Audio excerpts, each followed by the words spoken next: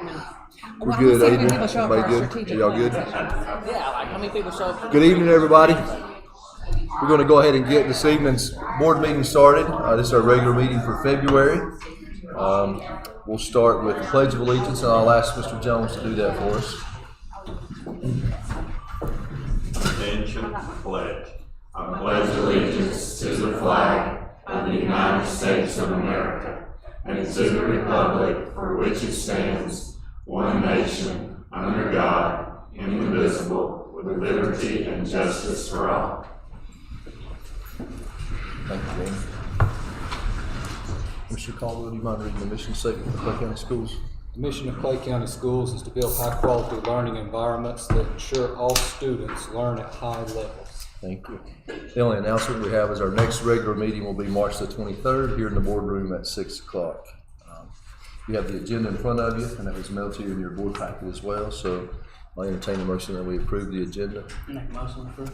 I'll second it. All in favor? Shelley, is any public comment? Very good. So we'll start with recognitions. We've got the fall sports part 2, and Coach Chad McClure with the football.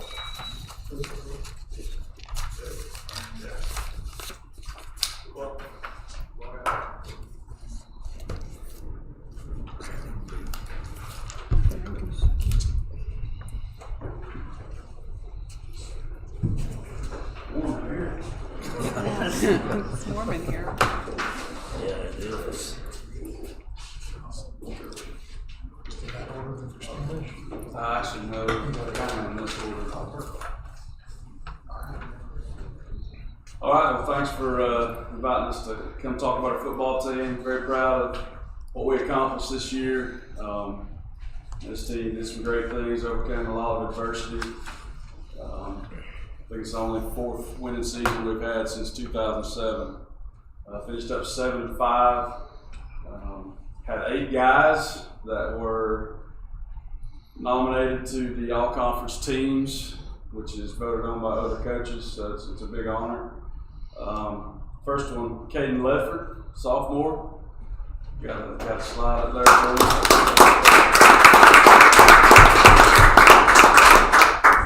Caden played running back and linebacker for us. He's got some of the stats up there. Yeah, don't just stick around and look at a picture for just a second. Not here, EJ Mapasua was a tight end for us. He was honorable mention all conference as well. Brendan Collins was in attendance. Brendan was a senior for us. We're going to miss him. He played both sides of the line for us, offense and defense. 21 tackles, 2.5 tackles for loss, 2.5 sacks. He's got a great little beard. Wish I could grow one like that. Yeah, little jealous. Next honorable mention was Peyton McGaha. He is not here. He played quarterback for us. I believe he had 7 touchdowns, 780 passing yards. Ben Bethel, he was honorable mention all conference in 2 positions.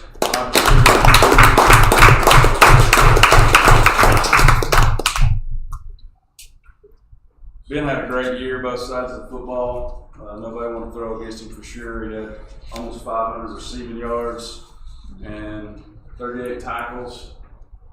He didn't cut off how many touchdowns. So, you remember how many touchdowns he had? Okay, good. The next guy that's not in attendance, probably the most popular guy in Hazel right now, Red Martinez. He was also honorable mention, or he was actually all conference for us as an offensive lineman. Will Brown, senior, defensive lineman.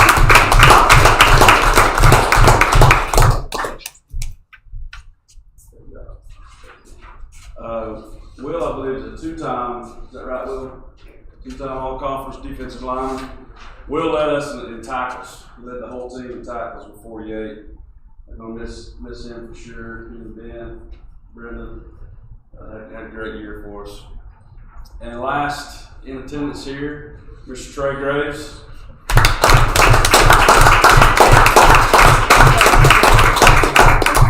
Trey had a phenomenal year. He had 8 games where he rushed over 100 yards, 23 touchdowns, 1,586 yards. He ended up passing my senior year total. Congratulations. But Trey was also selected as the back of the year, co-back of the year in the conference, which is the first time probably over 2 decades we've had a player to get that recognition. So really proud of all these guys. Appreciate everybody's support. It's awesome. Congratulations, guys.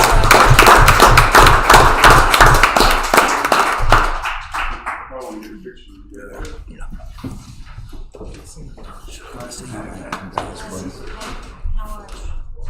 Congratulations, guys. Congratulations, buddy. Good job. Way to go, Leroy. Good job. All right, I'll come over here with the short. Well, I don't know where to plant now.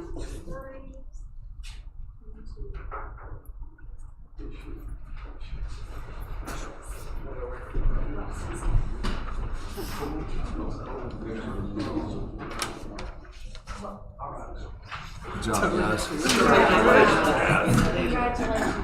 guys. I always love the line Bethel.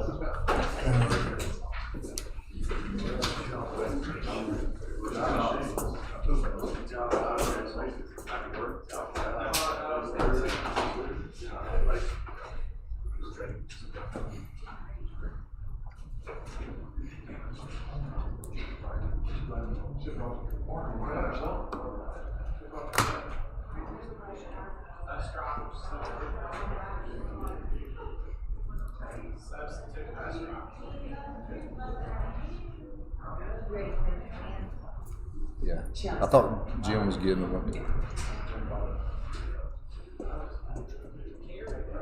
I thought it was substitute bus drivers. Yeah. Did we? Oh, You okay. just hang right there. That's perfect.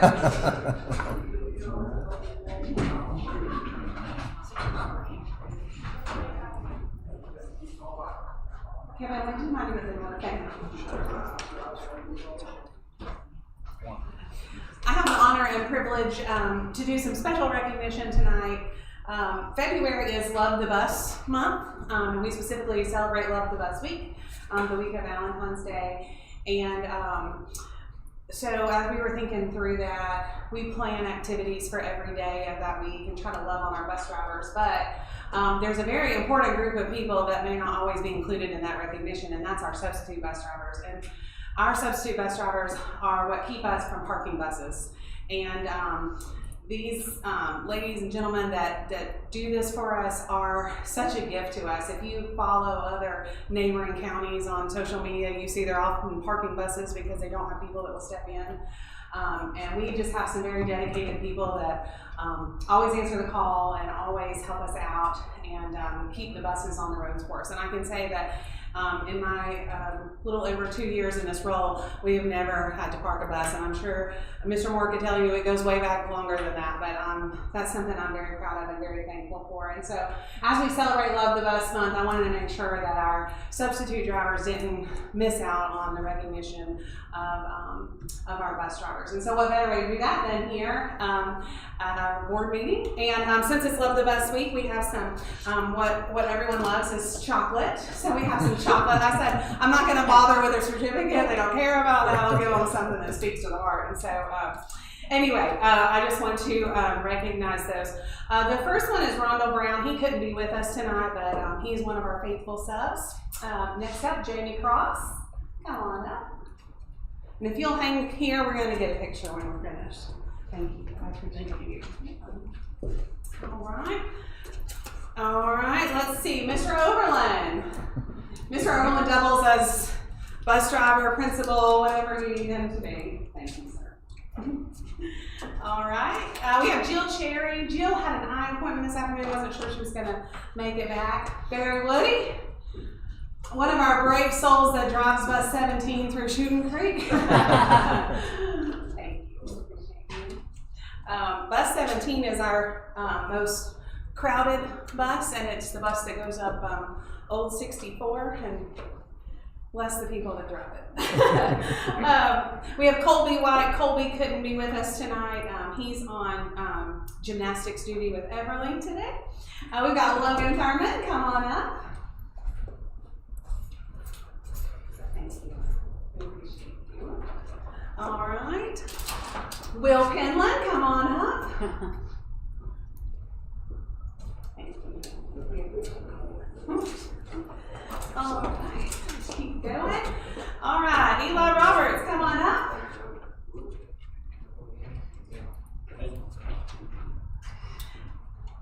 Carrie Morgan, come on up. I'm glad you showed up. He said a day he wasn't coming. And last, but certainly not least, Jimmy Moore, who I affectionately call Papa Moore. And if you know anything about Jimmy, you know that when I say substitute bus driver, like he is the epitome of a substitute driver. And I shared with the board earlier this month, we had to add a special route, and Jimmy has taken that on and does that morning and afternoon to make it work. And we're certainly appreciative, but it's rare that there's a day that I go by that Jimmy's on a bus morning or afternoon. So it's not as good as your pound cake, but is there anything you'd like to say? No.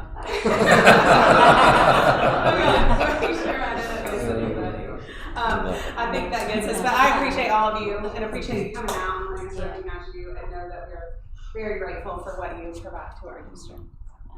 Y'all come on up. Thank you all. Thank you.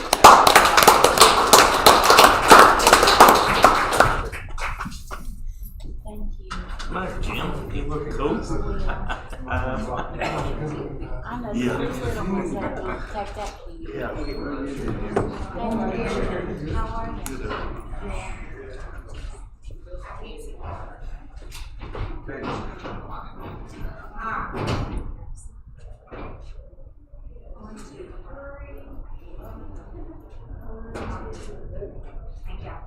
Thank you guys. Logan. Thank you, guys.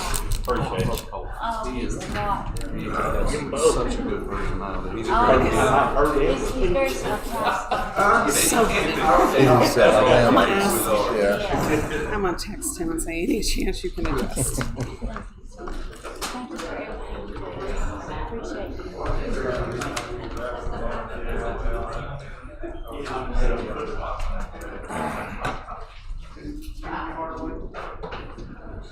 Mr. Saltz, you're up. Yes, sir. Right. I could stand up here and brag all night about something that I just walked into. But one of the things that makes our CTE program so powerful is that we are student-centered. So I'm going to let you hear about our CTE program through the lens of the students. Matt. All right. Good evening, board members, faculty, community members. My name is Maddox Rich, and I'm here to speak about my experience with my career in technical education classes and how I've applied that experience in the real world. As a freshman coming into high school, I had an idea of what I wanted to do, but I wasn't fully sure. I was the president of the Middle School Future Business Leaders of America the year I started back, so I got to know who Ms. Jones was before high school. This made me decide to take project management my freshman year. I also decided to take automotive because I wanted to learn how to be able to maintain my own car and what to ask for at a dealership. I really enjoyed automotive with Mr. Byers, and it helped teach me how to take pride in the work I do, even if it's difficult and not in the classroom. Project management with Ms. Jones is probably the most influential class for me. It showed me how much I wanted to be a leader, and it helped me start to branch out more, something I desperately needed as a freshman. Going into sophomore year, I knew what classes I wanted to take. I wanted to finish my project management pathway and take another one of Ms. Jones's classes. I took accounting in the fall, which taught me many things about how businesses operate and finance. I would eventually compete in FBLA competition at state and regionals and won top 8 at state for accounting in March of my sophomore year. In the spring, I took Project Management 2 with Ms. Jones. This is the class where I earned my first major first certification, PMI Project Management Ready. Project Management 2 taught me a lot of things, but most importantly, it helped me realize I shouldn't be afraid to branch out and volunteer to lead. This is also the semester I began working at Ingalls as a service clerk. My CTE classes ultimately prepared me to excel in my work. It taught me work ethic, work ethic and strengthened my sense of responsibility. Now, as a junior, I'm the vice president of Hayesville High School at Future Business Leaders of America, and I have learned what path I want to pursue in life. This year, I've taken Word and PowerPoint, and I'm currently taking Microsoft Excel, both of those with Ms. Jones. I'm also taking Business Essentials with Mr. Penland. I've earned 6 certifications, including project management from these classes so far, and I'm working on obtaining at least 4 more. These certifications and classes have helped me start preparing for the job I ultimately want to end up doing in the future, which is to own and operate my own law firm. As a senior, I plan to start taking entrepreneurship classes and earn my entrepreneurship and small business certification. I can't count how many skills I've learned from these classes. I'm so grateful for the opportunity to take these classes. Thank you.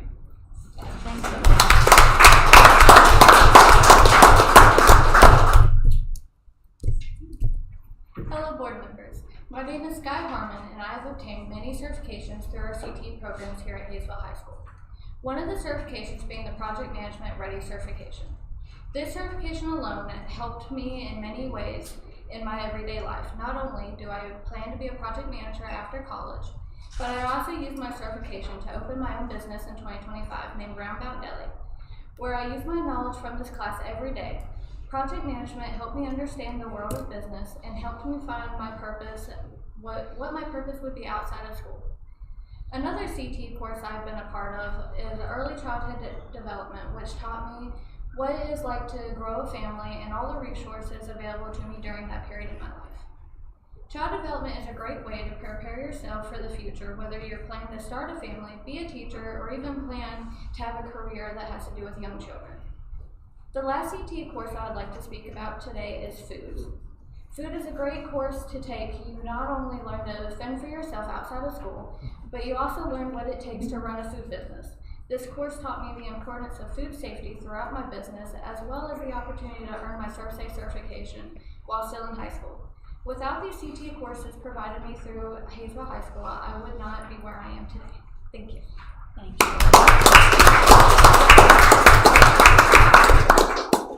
So, as part of Future Business of Leaders at CTE Month, we decided that Mr. Penland and I took on a project with our children, mainly our children took it on, to showcase all of CTE. So they wanted to do all the public service announcements, and as part of that, you have in front of you a product that the Sports and Event Marketing 2 class and the Project Management 2 class.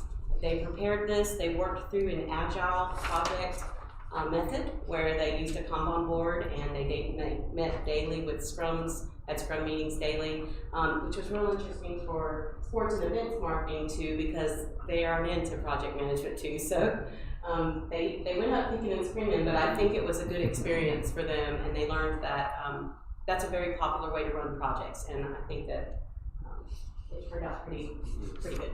So I'm going to let the students talk on what they did on this. Yes. So what you have in front of you is the CTE appreciation paper. And the first one I'd like to talk about is health science. They have 7 certifications. The next is food and family consumer science, which has 3. Middle level business computer science, which has 2. I'll talk about business, which has 5, trade and industry, which has 4, agricultural science, which has 5 as well. And in total, our certification rate is 89% out of these classes. And next, I would like to thank all of our business partners for approving master level internships. We have Ledford and Parker Incorporated, Jackie Jones Ford, Jackie Jones Dodge, Clay County Chamber of Commerce, Bloom Salon, North and Main, and Hometown Healthcare. Your partnership states our students' futures. That's really the credentials. That's great. Good job. Good job.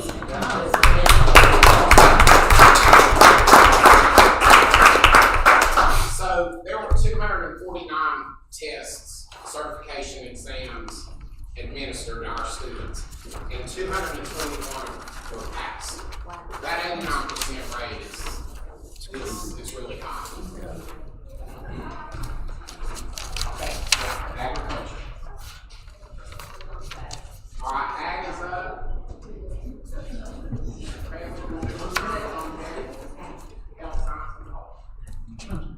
Well, I will share with you about our agriculture CTE credentials. We have two classes at two different levels on each one that carry credentials.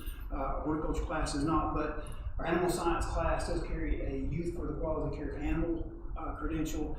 It's it just kind of prepares a student if they're interested in pre-vet or something in that direction for animal husbandry, animal disease management, nutrition management, and just overall husbandry management.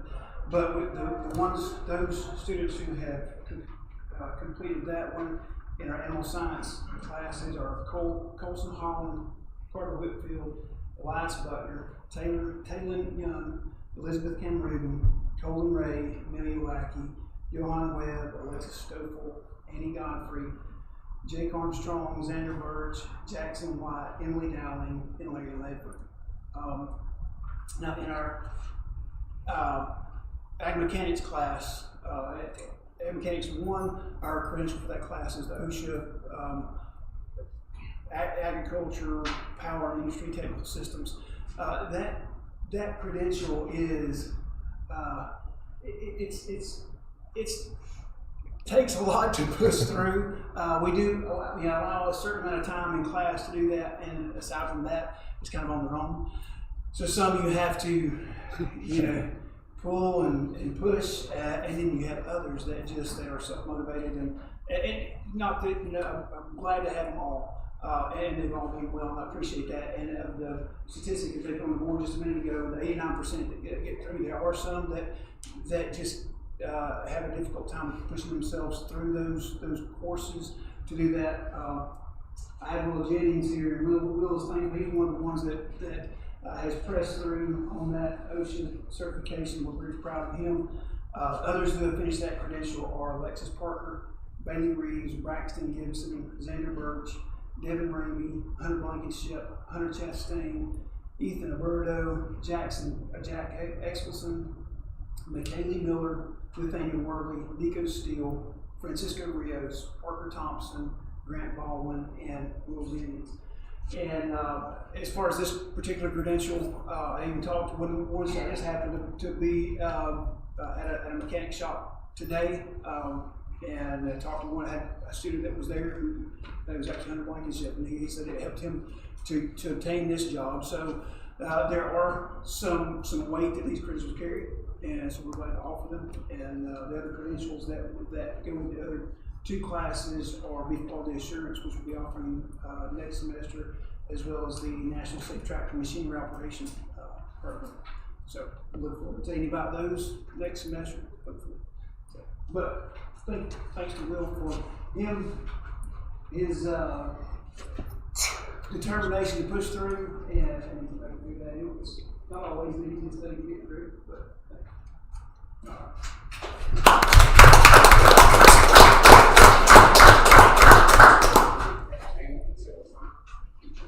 Good job. Thank you.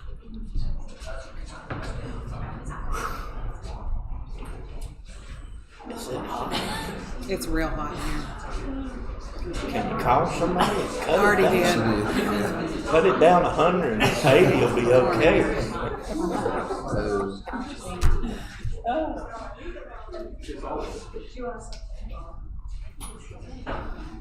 Said that chocolate's gonna be melted.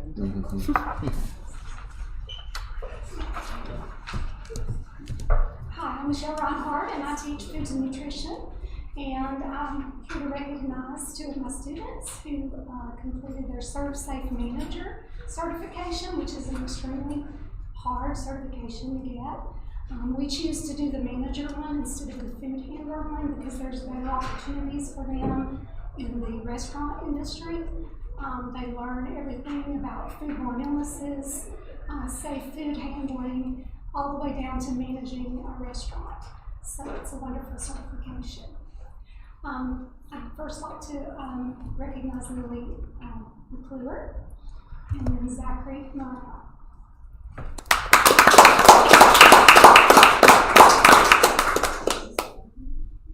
We definitely want to get pictures with you guys, so don't leave, okay? Yes. We can get you guys all together though.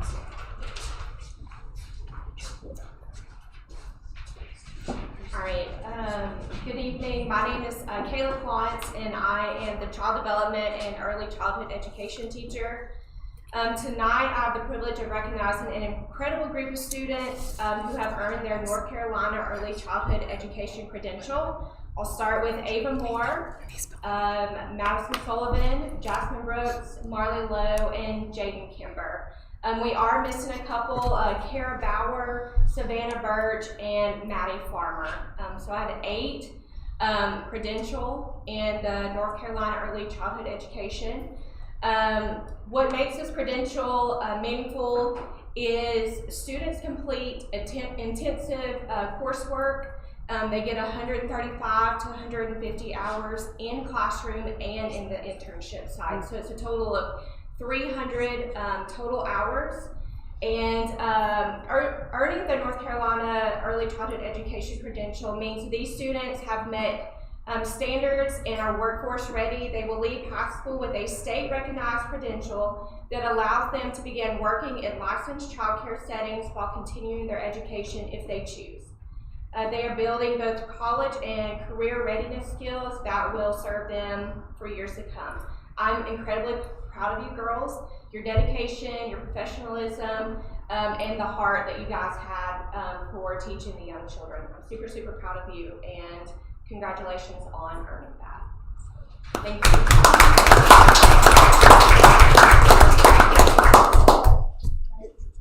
All right, you guys all come up. Right here in front of us.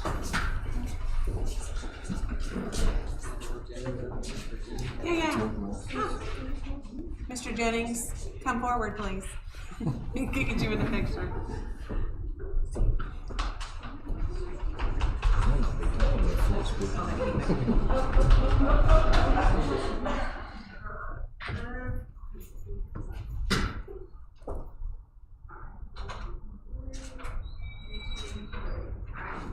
Congratulations, y'all.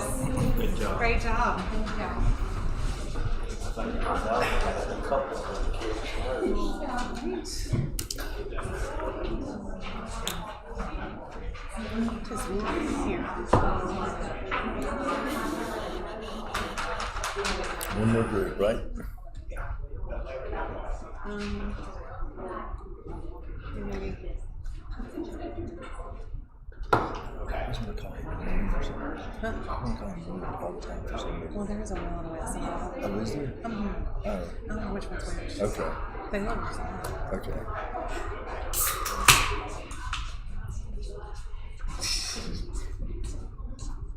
I didn't realize it was 2 of us. Okay. Maybe that's my problem. Yeah. Hey guys. Ready? Ready when you are. My name is Landon Stroud, and I'm here with the Health Science Pathway. The Health Science Pathway has been a huge part of my education at Hazel High School. I've taken Health Science 1, Health Science 2, Biomedical Technology, Farm Tech, and then Nursing Fundamentals. I came into high school knowing I wanted to go into the health science field, but this pathway has helped me narrow it down and now I know what I want to study in college. Host has also given me many valuable opportunities with leadership, expanded my education, and prepared me for a future in healthcare. So I'm very thankful for the support that everyone has to make this program such a strong one at Hazel.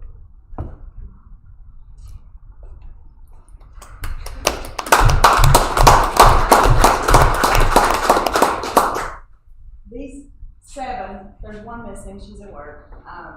Students had to complete Health Science 1, Health Science 2, and they had to be BLS provider certified. And that allowed them to take the nursing fundamentals class. They started out with 65 skills that they had to master, and then they had to go into the nursing home, which was a little traumatic, but they were amazing. They completed 40 hours inside the nursing home, came back to the classroom and mastered 23 skills.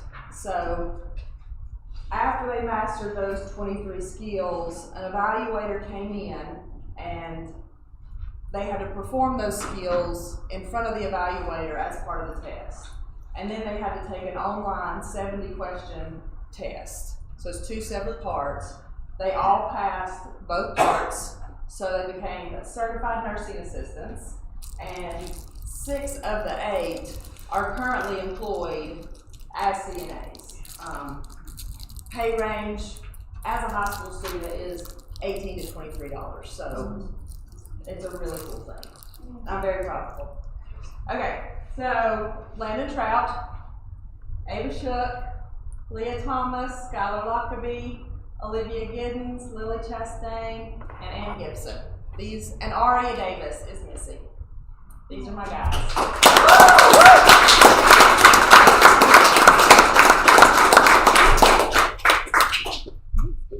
Come get a picture. Oh, picture.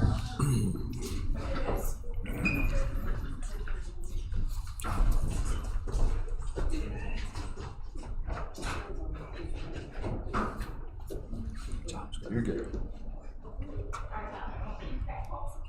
A lot of cameras. And look at me for one.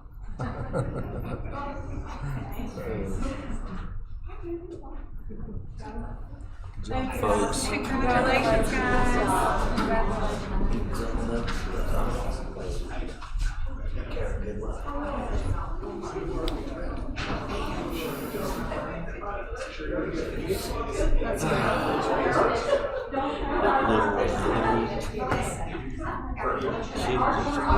We put them all together. There were 3 groups in that one picture. Good. Yep. Awesome. Good job. Congratulations. Thank you, CTE. That's unbelievable. Yeah. Very impressive. So next we have our reports section, and we'll start with the audit presentation.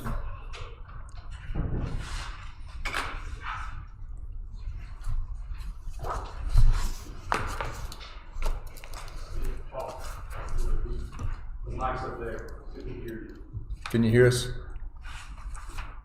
I don't think you can see us or hear us.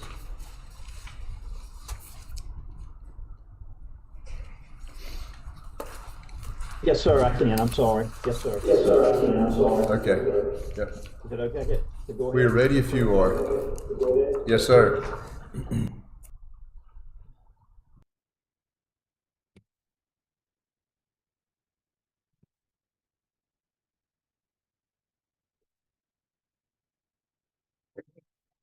Okay. First, thanks for allowing me to do this via remote tonight. I appreciate it very much. I'm gonna go from a black presentation summary I hope that you have in front of you. On page 1 of that, under our responsibility in relation to the financial statement audit, there's 3 paragraphs there. It defines our responsibilities, the engagement letter we signed, and the fact that we issue an opinion on the financial statements as a whole, that they're materially correct and not absolutely correct, and that we're responsible for communicating any findings, significant matters, et cetera, to the board. On page 2, there's 2 things that we always check and consider risk, and that's management override of controls and improper revenue recognition, and we design tests around those to make sure we're comfortable with that. Our test did give us comfort, and we are fine with both of those. Then under qualitative aspects of the entity's accounting practices, the number 1 thing that came out this year was GASB Statement 101, which basically puts sick leave on the financial statements on the balance sheet. And on the child nutrition, it recognizes a portion of that as an expense, and we'll talk about that in just a moment. Under significant accounting estimates, whether that's depreciation of the compensated absences or any allowance for doubtful accounts, we were comfortable with those. We were comfortable that the financial statement disclosures were neutral, consistent, and clear. There were no significant difficulties in performing the audit. There were no uncorrected misstatements, no disagreements with management. The management did provide us with a representation letter dated December 19th. Unaware that management consulted outside accountants, auditors, et cetera. Under significant matters, there were 2 items that we bring your attention to: ensure all the prior year entries are posted, And then there were a couple of budget violations that we've already communicated with Shelley on. And then on page 5, under the numbers, what we attempt to do here, we're not saying these are all the key numbers in the audit report, but these are definitely some of the key numbers in the audit report. And you can see there, total fund balance in general fund, 184,457. That's up from the prior year. Restricted fund balance at 176,000. Unassigned fund balance was a minus 66,125, and then total general fund expenditures were $2,031,000. Fund balance available as a percentage at 40%. And then unassigned fund balance is a minus 3.25%. Revenue over and under expenses before transfers in the general fund was a minus 38,000. In the capital outlay fund, it was a positive 117,498. And then child nutrition was a minus 292,731. And of that, part of that was that Gatsby Statement 101, that expense that we're talking about. You see cash in the general fund at 272,000. Capital outlay is 10,873. Other restricted fund was 855,000. And then child nutrition cash was 294,000. You see next your general fund balance again, 184,457. Capital outlay was 57,132. And then other restricted fund was 1,021,115. And then the net position in the child nutrition was negative 113,000. And that was the one that was affected the most. It's a non-cash entry, but it did affect it. And you can see where even we had to go back to the beginning balance and have a minus $62,000 that reduced the net position there. Next, you see your breakdown of your general fund revenues, 1,993,000 total, and then the general fund expenditures at 2,031,000. And then you see state public school fund and federal grants fund at 13,747,000 and 1,023,000 respectively. The federal grants fund is something that's changed dramatically as we came out of the pandemic. And you can see if you went back to 22, where the high of that was 2.9 million. And we're almost at a third of that level. But prior to that, in 21, we're 1,376,000. So we're even below that number. So that's a big challenge, I'm sure, for you. And then on page 6, I'm sorry that you're having a hard time. I might be having some trouble with my microphone. I apologize for that. There's a bar chart there on the top with total fund balance in blue, restricted in red.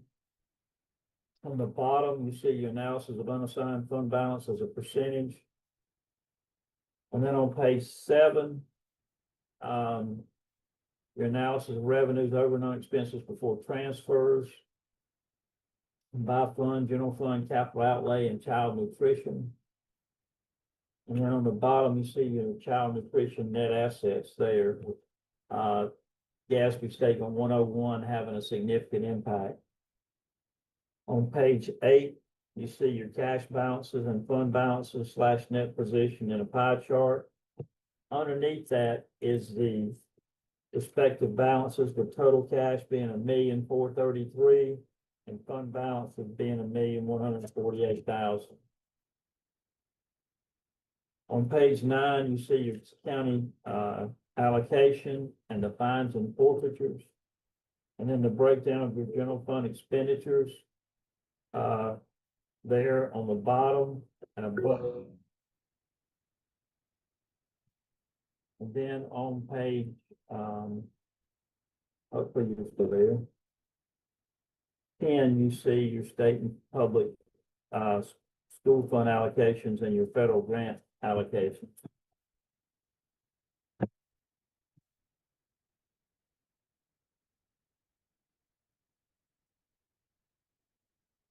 Are you there?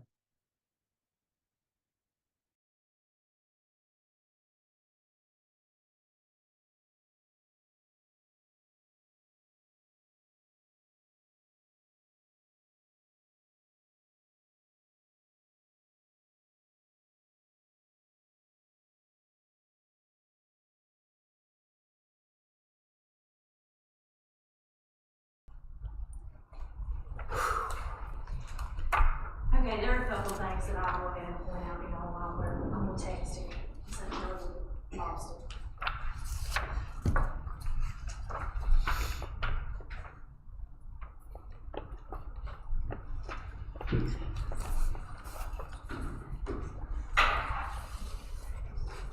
Alright, there's a couple of things I felt like I needed to point out to you while we were looking at it. And then I have included some extra reading for you guys when you get home if you want to read it. I know one thing that we always pick up on is findings that we always have, if we have any.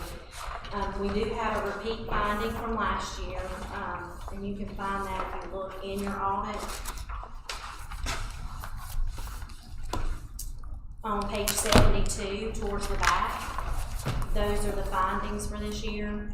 We have one that is a repeat from last year, and what happened there is when we changed over to our new software, began piloting Link ERP, there's verbiage that has to be on our checks and our purchase orders and basically any contract that we issue where it shows a pre-audit certification and it has to have my signature on it. That was not brought over into the new software. So when it was discovered, while they were doing the audit for 23-24, which was several months into 24-25, so that means we had to take the finding 2 years in a row because it crossed years. So that's what that one is.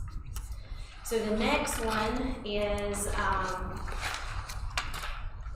see what page it's on.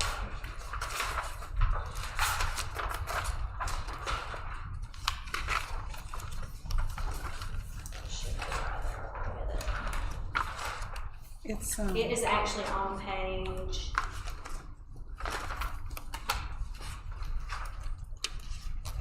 70. You'll see the 2025-02 right there. That is regarding compliance with the budget. We are not supposed to obligate any funds unless those funds are budgeted beforehand. The smaller amounts, that $55,087 and the $114, they are mainly related to payments and receivables at fiscal year end. You know, we've talked about that numerous times, how at the end of the year, we have some bills that are still trickling in. Even though we do try to project what those are gonna be, sometimes it's very difficult.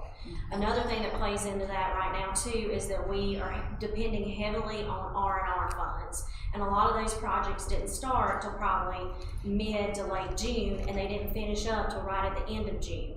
So we were able to get invoices to the county for it, but it wasn't enough time for the checks to recirculate back to us and in our books before the end of the year. So that has to count towards your budget as well. So that timing issue was to do with those. The big one is related to the middle school. So if you'll remember when we did the primary school, it's not our asset yet. So therefore, I mean, we didn't handle any of the money, but we also have debt service. And until that debt service is paid, it does not become our asset. So we could not count it as like construction in progress or an asset on our books until that debt service is completely paid. Move forward to this one. This one didn't require a match. They did not have to issue debt for it.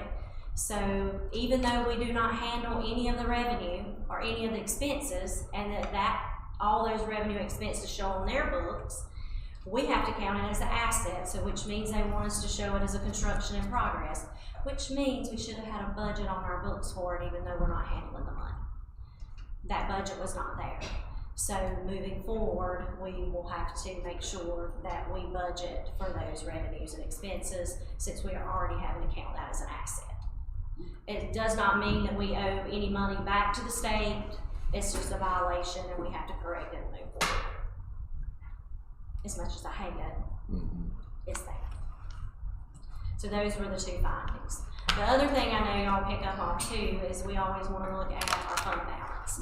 And we've got restricted and unrestricted fund balance. And our unrestricted fund balance, just like it was at the end of the previous fiscal year, is showing a negative. That does not mean that we don't have money in the bank or that we don't have a fund balance. It's just at the end of the year, because of state statutes and the way that the state of North Carolina wants to see those numbers on our financial statements, it shows us not having any monies available to designate towards any expense. So basically, you know, we can't take $60,000 and budget towards any other expenses. We have to count on what we receive this year. And that's also a timing issue. The payables and receivables play a big role in that, as well as some of our cash flow issues too. And then we have several grants that we pay up front and don't get reimbursed till later. So those also make an impact on that number as well. But that sheet that I gave you, I put inside the audit. That kind of helps explain the difference between restricted and unrestricted, and how that unrestricted is basically, you know, it's a financial reporting measurement, and that does not reflect our cash in the bank. And kind of gives you a history of it as well.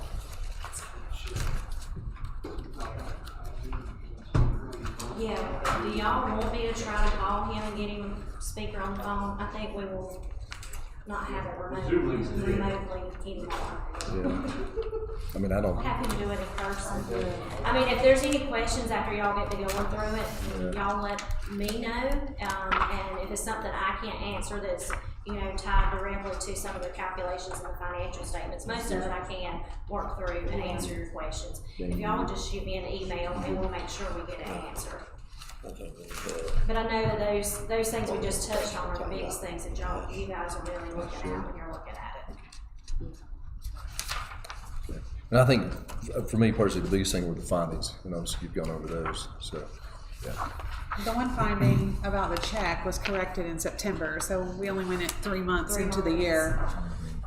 And as soon as we were notified about it, we fixed it, but because of those 3 months, it shows up. It still shows. There's no way to not have it for 2 years if. Since it crossed this week. Across the year, yeah. So if we're, once you go through this, if there's questions, then you can email Shelley or. Yeah. All in all, it was an unqualified opinion, which is the highest opinion you can give for an audit. Yeah. But, you know, as somebody that works in finance, we don't like to have findings either. Yeah. And now we know if we build any more buildings. Yes. Now we know. And if we don't have debt issued, we have to count Still it on have to our books, budget. which doesn't make a lot of sense to me. That it's counted on the county's books as revenue and expense, and then it's counted on ours too. To me, that's the county counting it twice, but that's the way the state wants to see it. Yeah. Okay. Any other questions or comments from Ms. Hollingsworth? I'm sorry. It's all right. No, it's okay. Thank you. Let's see. Next, we have the primary schools mid-year data with Ms. Heather Prince.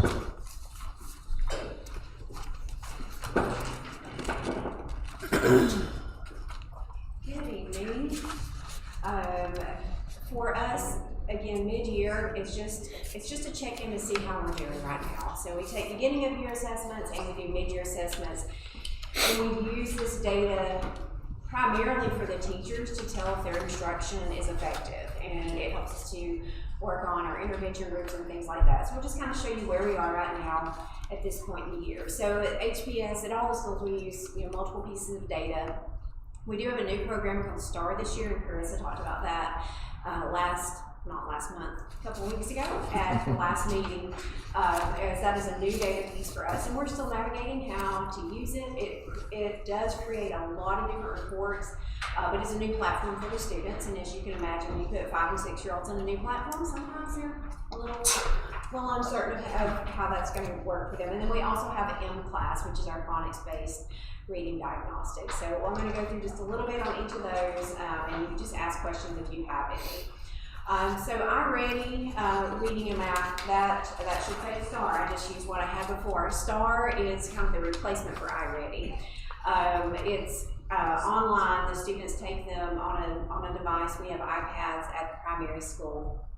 The biggest difference is the color labels don't match. Of course they don't. Why would they do that? Because that would make too much sense. So what you're going to see for STAR is that green is the highest level, which means they have met or exceeded the standard, and blue is just below the standard, yellow they did not meet it, and then red is well below. So that's kind of the color coding that we have for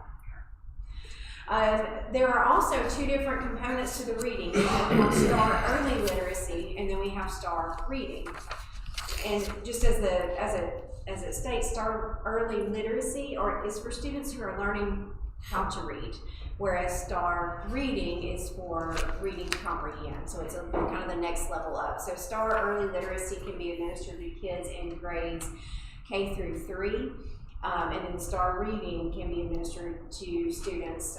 It says technically in grade 2 through actually 12, but you can drop it down to grade 1 if they're ready for that. So on the left, you'll see our beginning of the year where we were, and on the right is the mid-year, so that's where we are now. And just as we're always looking at all of our trends, we want to be pushing for the green. Green is what you're looking for.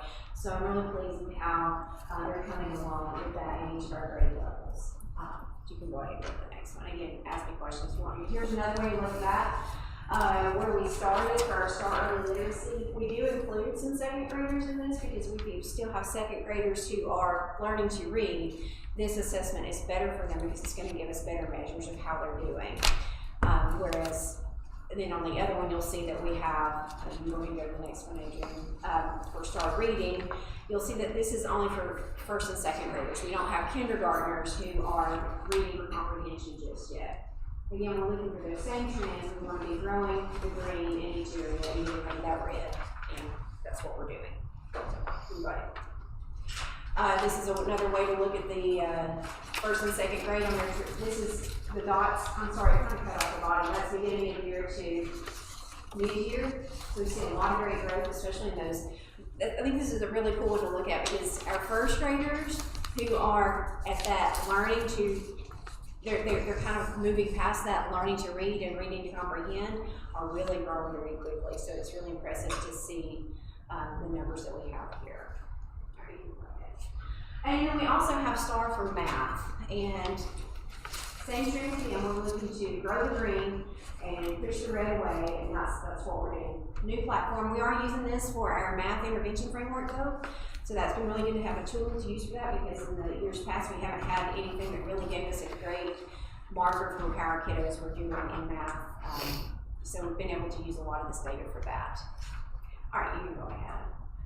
And there, STAR Math is universal in grades. It can be assessed grades K through 12 for STAR Math.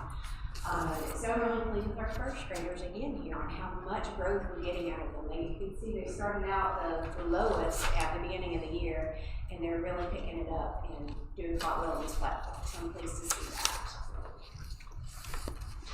All right, then M class. This is the one we are most versed in at the primary school. This is what our EBOS data is based off of. It's what we're using as our main measure for intervention groups and looking at our growth for students. The different areas, I've shown this slide before, and in the bottom left, these are the areas that are assessed. We're assessing phonemic awareness, letter sounds, decoding, so can they take a word and break it down. Word reading fluency, so how quickly and effectively and efficiently are we reading the words. Oral reading fluency, so when we're given passages, how well we're fluently reading those. And then maze is basic comprehension and vocabulary. It's for all. So what we have here in our data is we do beginning of year and mid-year comparisons. I'm really pleased to see this growth overall. Our 16 goal is to get 70% of our students who would be in the green or blue, and this is the opposite. This one, the blue is the higher, is the adder above, and then green is all grade level. So we want to keep pushing that green. So right now we are at about 58% of our students on our both grade level, and getting almost 70. I mean, we want to keep pushing past that, but that's what we put as our school improvement team goal for this year. Kindergarten, and we'll talk about them a little bit more, they have really demonstrated some exceptional progress, and I'm going to brag on some of the things they're trying here in a minute that's becoming catchy as well across the levels. So kindergarten demonstrated exceptional progress at a 43% increase in their composite score from beginning of year to mid-year. Their nonsense word fluency that's taken 3 letters that don't make a word together and making sure that they can say the sounds of those words and they can put that sound together. That makes them fluent readers using phonics. Increased from 29%, that should say it, I'm sorry, beginning of year, or I'm sorry, no, that's mid-year last year, to 62% mid-year this year. I know it's a different cohort of kids, but that's a huge amount of growth from where we were this time last year with where we are this time, at this time now. And they are doing something called Walk to Read. And so what they're doing is they're taking students and walking them to a different teacher to meet their specific needs for core instruction. So instead of sitting in a classroom, if I were to come in and start teaching you guys calculus right now, some of you could hang with me and some of you couldn't. I would not be able to teach you that anyway, but if it were me sitting in that classroom, I'm gonna need to go get a little bit like basic algebra first and then progress on to that. So it's kind of that idea. They take the kids where they are with what they need and they focus in on that. And then they're also getting their interventions, and so they're getting multiple exposure to core instruction throughout the day. So they're really getting a double dose of core instruction. And our hope is to close that gap. So, yeah. First grade watched what they were doing, and they're like, hey, we want to try that too. She's on first grade. First grade started doing that after our mid-year because they were like, we want to see what we can do if we can keep growing. They had a great amount of growth in letter name fluency with 16%, and that's just it's a big deal. We've got to be able to name our letters, we've got to know the sounds, all the pieces working together. Not as much of a jump as kindergarten, but still a significant jump. We had a 10% increase from mid-year to mid-year in where they were, so I'm pleased with that as well. And in second grade, they jumped about 5%. They also had a very large gain in Mays, which is in reading comprehension. So that's our goal. We want to be able to send them to Carissa as not just proficient readers, but readers that can also comprehend. So that's what we're continuing to. I think we're moving in the right direction by making some of these changes in the business. All right, so our opportunity was to reduce the percentage of students scoring below and well below overall. So when we looked at our mid-year data from last year to this year, the percentage of students meeting expectations increased in every grade. So kindergarten, we talked about those already in all grades. And based on the strong mid-year gains, the opportunity that were made as a focus through the end of the year to deepen our progress in decoding, all of our acronyms, nonsense word fluency, and words read correctly, and ensure the continued reductions in below benchmark performance. So that's what we're taking. That's our takeaway from our mid-year data, is that we're primed and we're ready to go and keep pushing those kids forward. The next is just action steps. We've got lots of good people in place leading in different areas. Rochelle Leak is our early literacy specialist. She works with us closely on our interventions. Delaney Smith is managing our school level reading intervention team. We are also fortunate to have our funds. So we have Pam Patterson, who is contracting with us 3 days a week to work on interventions. There's our math team that we've got in place, and Felicia Mull is leading that for us. And again, that Walk to Read that kindergarten piloted, and it's picking up some steam. We've got other grades doing that as well. So, do y'all have any questions for me? Any questions or comments? Very good. Thank you, Ms. Boone. Next, we have Mr. Stacey Owen with the high school's mid-year data. Good evening, Clay County. I'm looking forward to the calculus class taught by Ms. Clemens. That's all I have. I have some results from fall semester at the high school. These are end of course, or EOC. This is just a little summary of the 3 exams that our students took in the end of course area. So first was biology. We had 50 students. That was across 3 sections. Took their tests. 28 of them were proficient, so that was a 56% proficiency rate. In English 2, that was also 3 sections. 37 of 49 were proficient, so that was 75% proficient. And We still have, I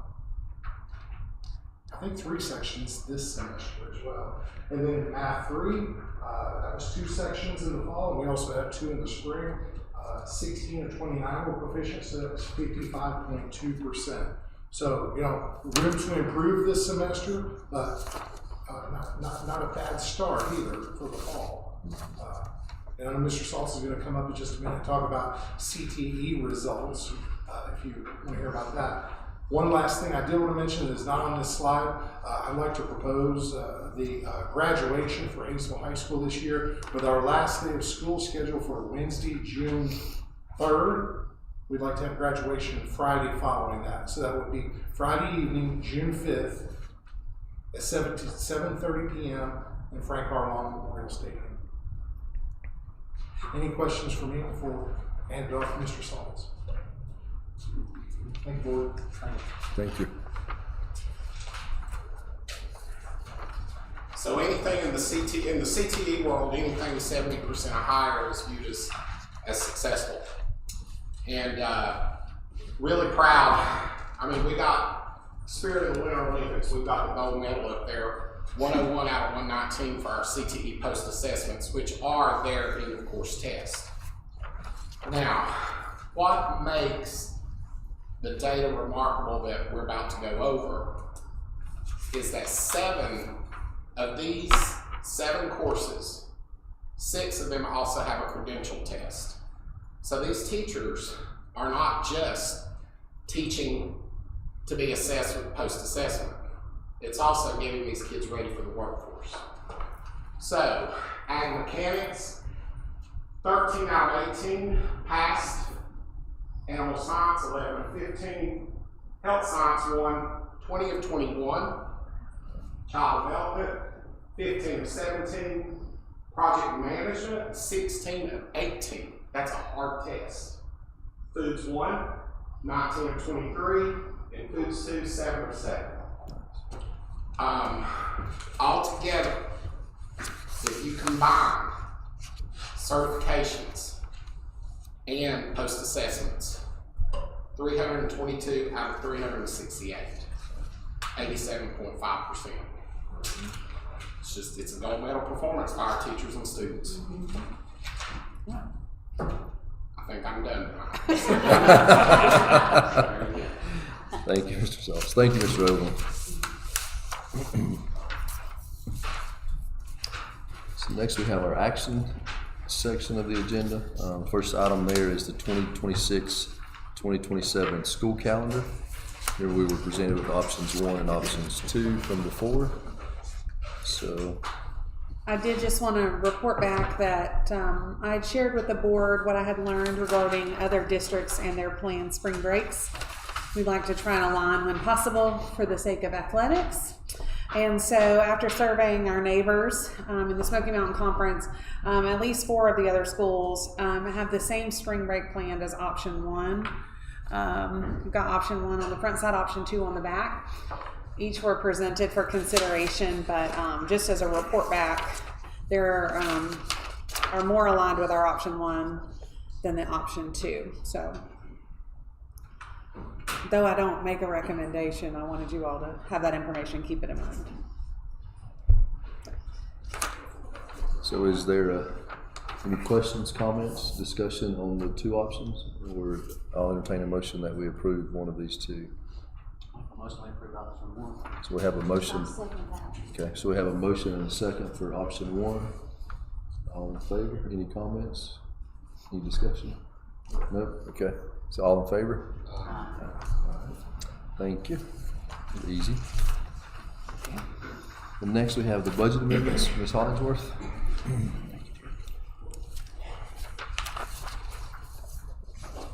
Okay, these were also uploaded in the Google Drive. I think y'all have a paper copy as well.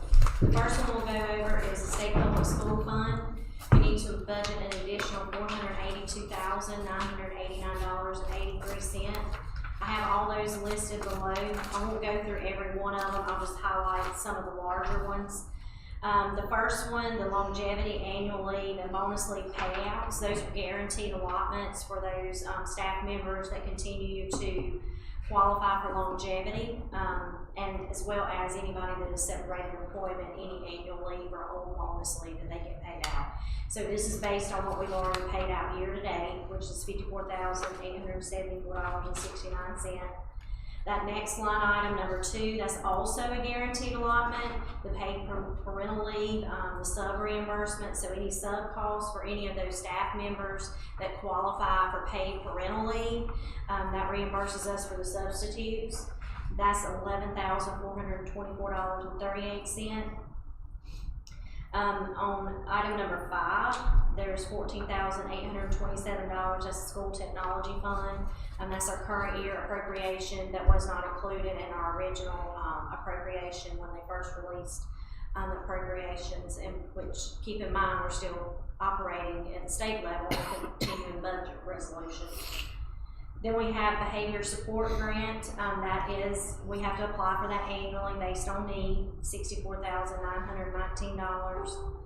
Another one of the larger ones is school connectivity. It's restricted for use, $38,984.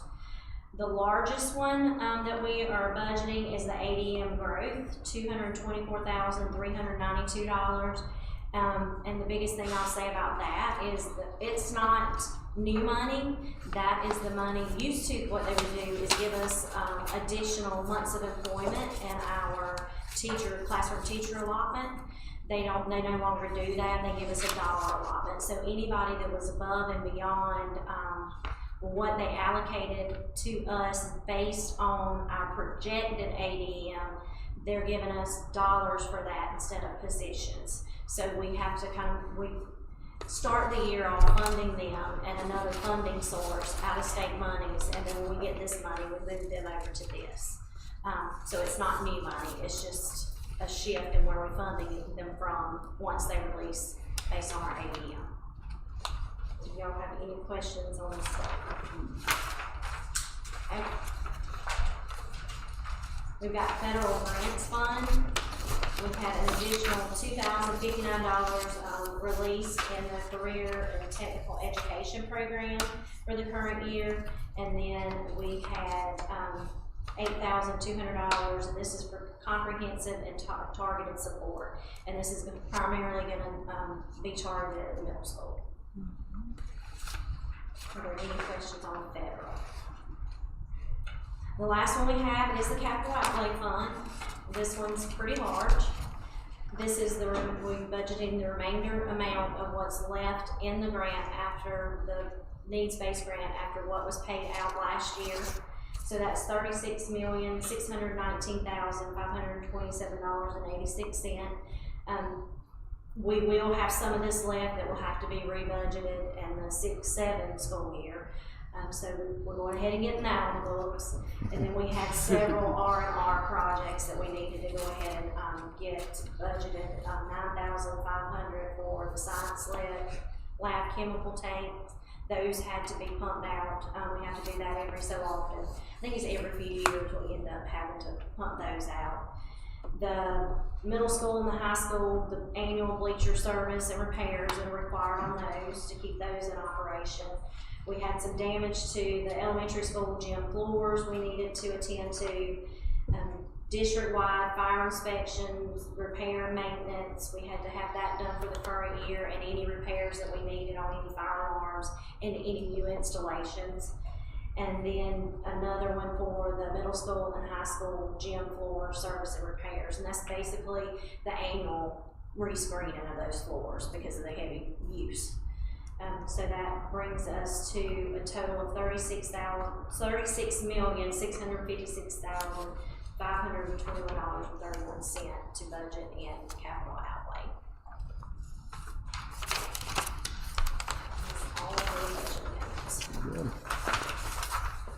Any questions or comments for Ms. Hollingsworth on the budget amendments? Good. If not, I'll entertain a motion that we accept the budget amendments as presented. Make a motion, we accept the budget amendment. Motion, Mr. Crawford, second. All in favor? Aye. Thank you. Thank you. Thank you, Ms. Hollingsworth. Next item is the consent agenda. So we have some policies there to approved that were previous first reads. Then we have the board meeting minutes for January the 23rd, which was rescheduled for February the 10th. So I entertain a motion that we approve the consent agenda. Make a motion to approve consent. All right, is there a second to that? Ms. Ruffin, second. All in favor? Thank you. And then the strategic plan dates. yeah. is, I just want to share a quick update. I didn't do a superintendent report this meeting just because we just met and I gave you a lengthy one then. But I did mention when we were talking about the strategic plan that there would be listening sessions for community stakeholders. Obviously, there's opportunities internal as well, but this is specifically for external community members that might want to give input into our new strategic plan. So there are 3 sessions. We tried to choose different times of the day, a morning, an afternoon, and a lunch break. They'll all be the same, but we would encourage anyone who is interested in giving input to pick one of those that fits your schedule and plan to join us. Those will be held here in the boardroom at those designated time and places. So I'll be sharing this out on social media, but just wanted to follow up with that information. Very good, thank you. Are there any other comments or questions from the board? If not, I'll entertain a motion that we go into closed session. Make a motion to go into closed session. Okay. I have a motion by Mr. Jones and a second by Mr. Caldwell. All